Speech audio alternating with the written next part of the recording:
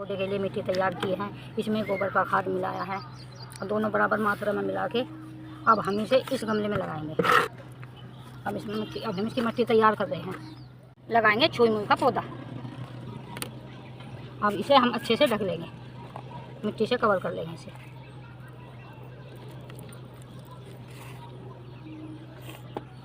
अब इसे ठक ठक कर लेंगे, पानी डाल। अब हम इसकी जड़ों तक पानी देते हैं। ज़्यादा पानी मत दे, इसकी जड़ों तक पानी दे।